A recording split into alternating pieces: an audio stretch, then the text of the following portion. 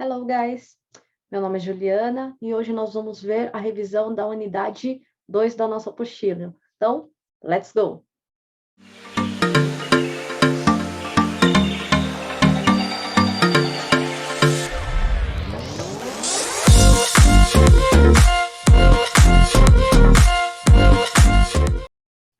Vamos começar a nossa revisão? Bora lá! Então, a primeira parte da apostila fala sobre os adjetivos, ok? Então, vamos entender o que é um adjetivo, para que ele serve, tá? A principal função dele é qualificar, dar uma qualidade, uma característica a um substantivo, que pode ser uma pessoa, um objeto, ok? É importante a gente aprender muito sobre os adjetivos, por quê? Para a gente ter um repertório maior de vocabulário dentro do nosso idioma aqui do inglês, ok? Então, por exemplo, ao invés de você ficar só falando I'm hungry, I'm very hungry, eu estou com muita fome. Você pode usar o quê? Uma outra palavra, ao invés de falar I'm very hungry, você pode falar I'm starving, que é o nosso faminto, a tradução, ok? Outra coisa interessante, que no português, a gente tem os adjetivos que a gente consegue colocar, por exemplo, tanto masculino quanto feminino, e plural e singular. No inglês, não, é uma única palavra. Para você ver um exemplo, quando a gente fala, por exemplo, alto, o adjetivo alto, um homem alto, ok? Então, por exemplo, se eu fosse usar o feminino, eu vou usar alta. Se eu for usar o plural, altos e altas, né? Agora, aqui no inglês, não, é somente a palavra tall. Então, a gente pode ver como é mais fácil do que o português, ok? Outra coisa interessante, a questão do posicionamento do adjetivo. Ele, normalmente, ele vai estar antes desse substantivo, que, como eu mencionei, pode ser pessoa, pode ser objeto. E no português ele já muda um pouco. Por exemplo, se eu fosse falar um homem alto, tá? Um homem alto. O adjetivo ele acabou ficando no final. Olha no inglês como é que fica. A tall man. Então, o tall ele veio antes do substantivo man, ok? Outra coisa interessante é quando a gente coloca mais de um adjetivo numa frase, numa oração. Então, ele vai ter uma ordem. Que ordem é essa? É essa que nós estamos vendo aqui, tá? Então, primeiro seria a opinião, depois o tamanho, depois idade, formato, cor, origem, material e finalidade. É bastante coisa? Sim, é bastante coisa. Então, o que que eu fiz? Eu montei uma frase, é isso que eu sempre faço com os meus alunos, eu monto uma frase para ficar mais fácil para fixar. Então, aqui, ontem o seu Antônio subiu com material próprio. Então, ontem, opinion. Senhor, size. Antônio, age. Subiu, shape. Com, color. O, orange. Material, material, já está a mesma palavra. E próprio, purpose, ok? Então, ontem o seu Antônio subiu com material próprio, daí você vai conseguir decorar a ordem correta aí dos adjetivos, ok? Um exemplo que eu coloquei aqui para como é que funciona essa questão de dois adjetivos na mesma frase. Quando eu tenho She lives in a fantastic big house. Então, fantastic aqui está se referindo à minha opinião que eu estou achando sobre a casa, tá? O big seria o tamanho, ok? E o house é o substantivo, ok? Outra coisa que foi dito é sobre os falsos cognatos. Isso aí a gente já viu lá na primeira aula o que que era. São palavras que a gente acha que é uma coisa e ela engana a gente e é completamente outra diferente. Então, nos adjetivos também tem? Tem. Então, por exemplo, educated. A gente vai pensar o quê? Ah, educado. Mas não, não é. Educated seria instruído. E o educado, a pessoa educada, é o polite.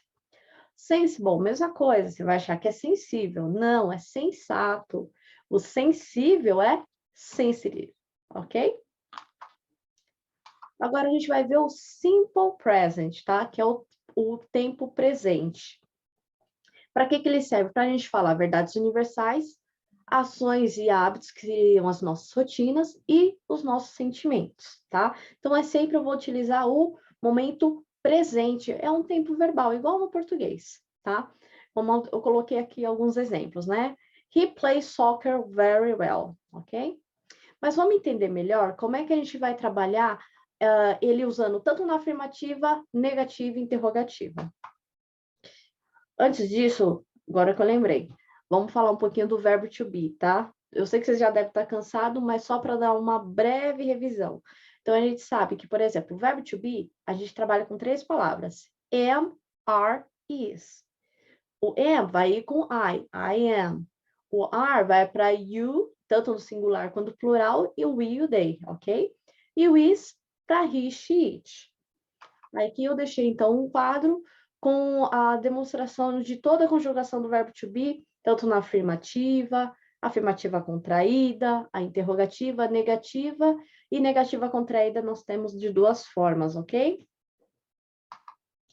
Agora, vamos entender agora aquelas regras danadas do simple present que precisa decorar, não tem jeito. Então, quando eu vou conjugar um verbo no presente, quando eu vou usar nas pessoas I, you, we e they, eu vou usar o verbo normal, sem aquela partícula to, porque o to, no inglês, ele vai indicar o quê? O verbo sem conjugação, o verbo no infinitivo. Sabe aquela coisa no português que a gente viu lá na escola? Quando o verbo não está conjugado em nenhum tempo verbal, ele termina com ar, ir, andar, comer, ok? Agora, no inglês, para ser esse are, ir, é o to, para mostrar que ele não está sendo conjugado. Então, o que eu vou fazer? Quando for I, you, we, they, eu tiro o to e coloco o verbo. Por exemplo, verbo to read, ok? Verbo ler, to read. O que eu vou fazer? Se eu for falar, você lê, you read. Eu vou tirar o to, não vai ficar you to read. Tiro o to, you read. Agora, quando eu vou fazer com as pessoas he, she, it, que é a terceira pessoa do singular, a gente tem umas regras. Então, vamos lá. Primeira regra. Se a maioria dos verbos, o que vai acontecer? Eu vou acrescentar um S. Essa regra a gente chama de regra geral. Que a maioria dos verbos só vou colocar um S no final do verbo. Como, por exemplo, work vai ficar works. Então, she works in the bank. A segunda regra, verbos que tiverem terminando em O, Z, SS, CH, SH e X, o que eu vou fazer? Eu só vou colocar ES no final desse verbo. Por exemplo, o verbo to go. De go vai ficar goes, ok? Por exemplo, to wash, lavar. Wash, washes. Só vou colocar um ES ali no final, ok? E a terceira regra e a última são verbos que terminam com Y, mas antes desse Y eu tenho que ter uma consoante, tá? O que eu vou fazer? Eu vou tirar aquele Y e vou colocar a terminação IES, ok? No final do verbo. Como, por exemplo, o verbo study. Ele termina lá com Y e antes dele eu tenho o quê? Um D, que é uma consoante. Então, tira aquele Y e vou colocar o IES, como a gente está vendo aqui no exemplo, estarias. Tudo, essas 3 regras servem somente para he, she e it, não se esqueçam, ok? Então, o que eu aconselho os meus alunos a fazer, que é bem fácil? Ao invés de pegar e começar olhando a primeira, a segunda e a terceira regra, começa de baixo para cima, para ver se encaixa em qual regra, para saber em qual regra ele vai se encaixar. Então, por exemplo, olha, eu tenho um verbo lá, X. Deixa eu ver na terceira regra. Ele termina com Y? Não, então vou para a segunda. Ah, ele termina com O, Z, SH, com essas terminações? Ah, não. Então é a regra geral. Coloca um S e vai ser feliz. Ok? Agora que eu coloquei aqui um quadro também com exemplo, com alguns verbos conjugados. Então, a gente consegue ver que tanto o I, you, we, they, os verbos que a gente tem aqui, eu trabalhei com o verbo to work, to go, to fix, to wash, to play e to fly. To work, trabalhar. To go, verbo ir. To fix, consertar. To wash, lavar. To play, brincar ou tocar, dependendo do contexto. To fly, voar. Então, se vocês forem verem, na primeira faixa e na terceira faixa, o verbo continua normal sem o to. Agora, para o he-she-it, olha o que vai acontecendo. Eu deixei até em vermelho as mudanças para vocês notarem. Então, a gente vê o work, works, que é o da regra geral. O go, goes, ok? É a segunda regra. E vamos lá um pouquinho para o final. O play, olha só, ele termina com Y, mas antes dele eu tenho uma vogal. Então, o que acontece? Eu só vou colocar S. Agora, quando eu tenho o verbo fly, antes dele eu tenho o quê? Do Y? Um L, uma consoante. Tiro o Y, coloquei IES. A estrutura dá para fazer o simple present na afirmativa. Sujeito, mais o verbo que eu quero trabalhar e o resto da frase. Só que, atenção, veja que pessoa que está. Se é he, she, it, vai ocorrer alguma alteração. Agora, como é que a gente faz a interrogativa, tá?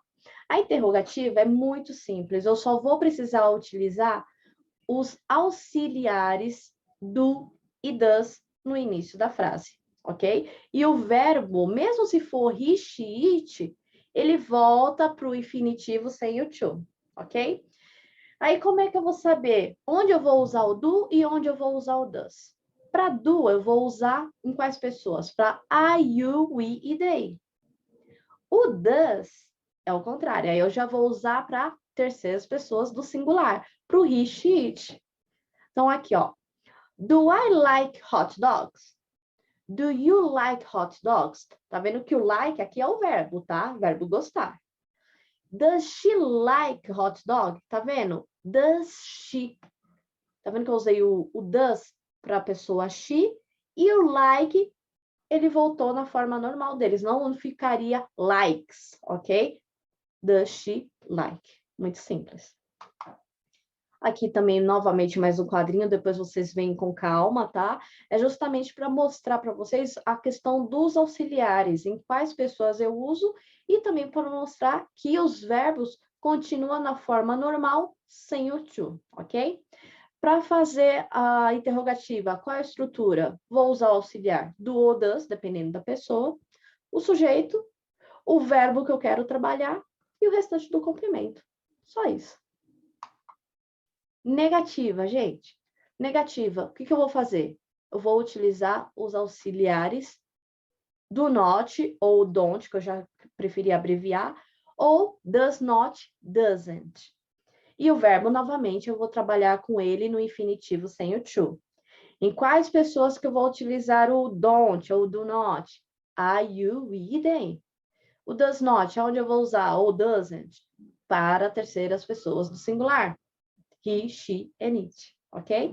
Então, por exemplo, ó, you don't like hot dogs. Então, aqui eu usei o don't para you.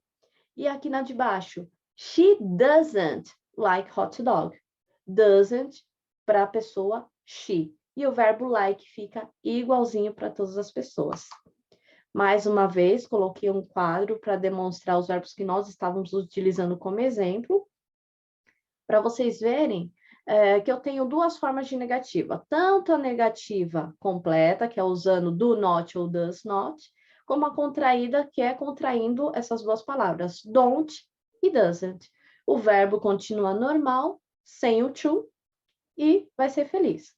Qual que é a estrutura para fazer essa frase nas negativas?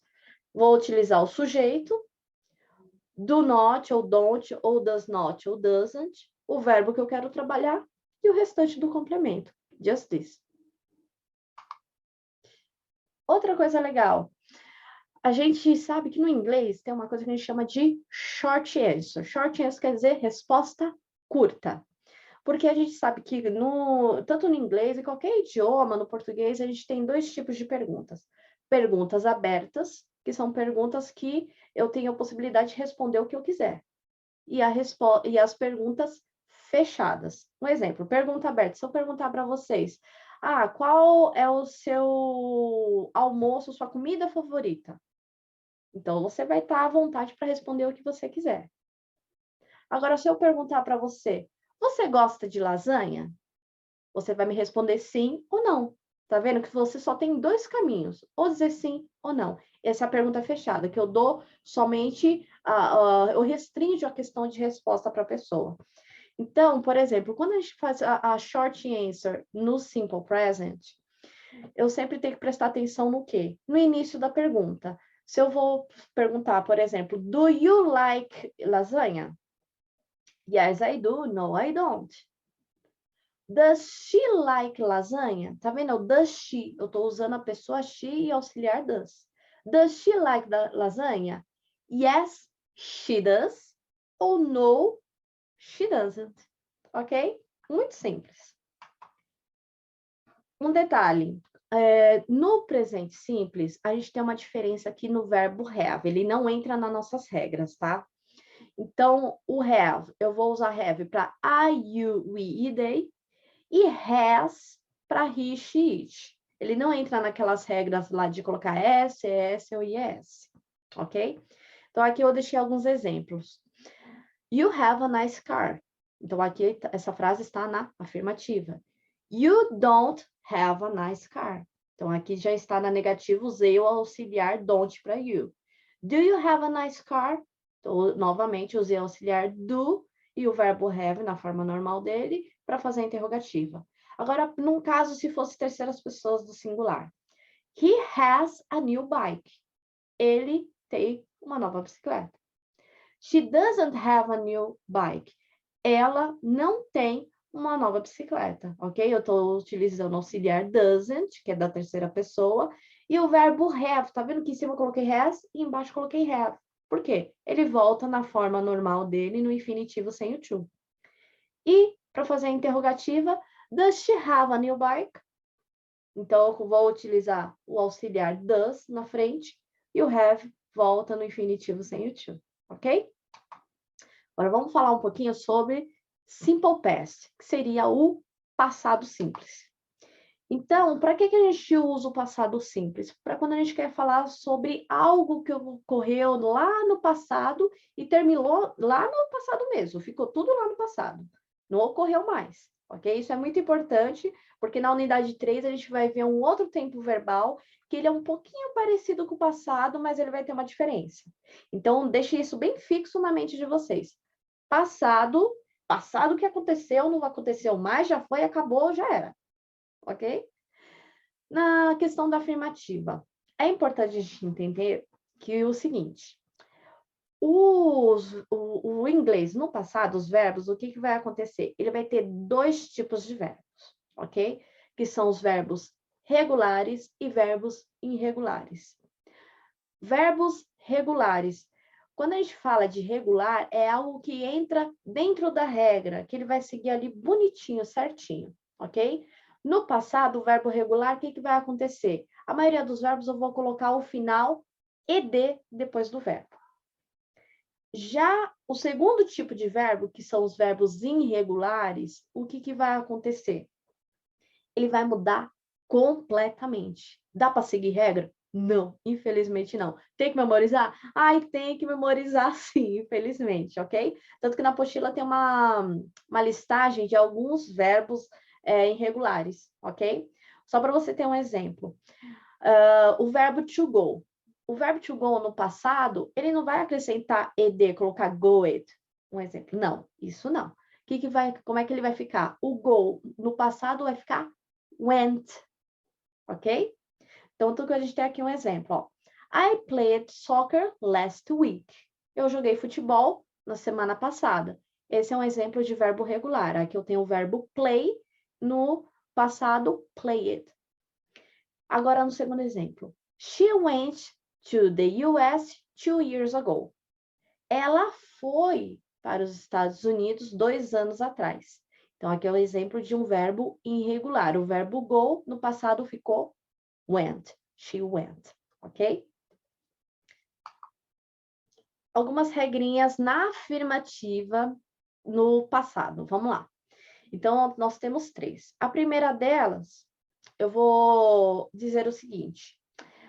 Quando o verbo terminar com e, eu vou colocar somente o finalzinho de. Porque você concorda? Não faz sentido eu colocar um ed, né? O ed, a maioria, como eu falei para vocês, é o nosso regra geral. Que nem lá no presente tinha o regra geral colocar o S, o regra geral aqui do presente é colocar o ed. Não faz sentido eu colocar, por exemplo, love loved, ok? Vai ficar muito E, não faz sentido. Então, se tem já um E, coloca só mais um D. Mais nada, ok? Regra geral, a maioria, o que eu vou fazer? Colocar um ED no final. Por exemplo, jump, jumped, ok? E para os verbos que terminam em Y, precedido de consoante, que tem antes uma consoante, o que eu vou fazer? Eu vou tirar o Y e colocar o final IED, ok? Por exemplo, aqui, cry, cried, ok? Tirei o Y, coloquei IED. Study, studied, ok? Aí, um exemplo, olha, se fosse o verbo play, e aí, como é que fica? Antes do Y, o que eu tenho? Eu tenho uma vogal, certo? Então, o que eu vou fazer? Eu só vou pegar, vou colocar um ED, em regra geral, tá bom? Agora, vamos entender como é que a gente faz a interrogativa. A interrogativa, lembra que lá no presente eu usava o quê? Do e does, os auxiliares. O auxiliar do passado, graças a Deus, a gente tem um só. É o did, mais nada. Vai ser did para todas as pessoas? Sim, vai ser did para todas as pessoas. Vou colocar o did no início, ok? E o verbo, o que vai acontecer? Ele vai voltar no infinitivo sem o to. Olha que coisa linda, maravilhosa. Então, exemplo. Did you play soccer last week? Did she go to the USA 2 years ago? Então, tá vendo? Por exemplo, lembra que lá, na afirmativa, no exemplo que eu mostrei anterior, no slide anterior, tava o quê? Went. Aqui ele já voltou para go, o verbo no infinitivo sem o to, ok? E o did no início. Como é que é a estrutura? Did, mais o sujeito e mais o verbo que você quer trabalhar sem o to. Só isso. Bem facinho. Agora, na negativa. Lembra que na negativa do presente eu tenho dois auxiliares, né? O don't e o doesn't. Aqui eu só vou ter o did not. Ou, para contrair, didn't. Vai ser didn't para todas as pessoas? Sim, vai ser didn't para todas as pessoas. Então, nem vai ter trabalho. E o verbo, mais uma vez, ele vai voltar no infinitivo sem o to, ok? Como vamos lá no nosso exemplo. You didn't play soccer last week. She didn't go to the USA 2 years ago. Então, tá vendo? O verbo voltou no normal dele, como, por exemplo, went, ficou go. Played, ficou play. E a partícula didn't, ok? Como é que é a estrutura? Sujeito, mais did not ou didn't, aí você escolhe se você quer contrair ou não, e o verbo que você deseja trabalhar. Bem tranquilo. E não se esqueça, no infinitivo sem o to, ok? Uma coisa importante, mais uma vez, o verbo to be no passado, tá? Lembra o seguinte, gente, verbo to be, ele é um verbo, assim, especial, ele é o queridinho da América, tá bom? Então, da mesma forma que ele tem uma conjugação diferente lá no presente, aqui no passado também, tá? Ele vai precisar de auxiliar para fazer a interrogativa, a negativa? Não, ele vai trabalhar sozinho. Ele é egoísta, só quer ele mais ninguém, ok? Então, o verbo to be no passado, eu vou utilizar duas palavrinhas, was e were, ok? Was eu vou usar em quais pessoas? I, agora entra o I, he, she e it. Were, como é que eu vou trabalhar com quais pessoas? You, do singular e do plural, we e they. Então, aqui eu deixei um quadrinho aqui pra gente, para ver a conjugação do verbo to be no passado. Então, I was, you were, he, she, it was, and we, you, they were. Então, eu era ou eu estava, você era, você estava e por aí vai. Para fazer pergunta, tá vendo que eu coloquei só as palavrinhas was e were na frente e o sujeito depois, para fazer interrogativa. E as duas formas de negativa, a negativa completa, usar a partícula not na frente, depois do verbo, I was not, you were not, ok? E a negativa contraída, para contrair a palavra was, not, eu vou usar wasn't. Were not, weren't. I wasn't, you weren't. Ok? Bom, espero que esse vídeo esteja esclarecedor para todos. Como sempre, desejo a todos good study, ok? E qualquer dúvida, coloca lá no comentário, não esquece de se inscrever no canal, dá aquele like, beleza? Que querendo ou não ajuda muito o meu trabalho, tá bom? Espero que tenham gostado. Um enorme beijo aí da Teacher Ju. Bye, bye.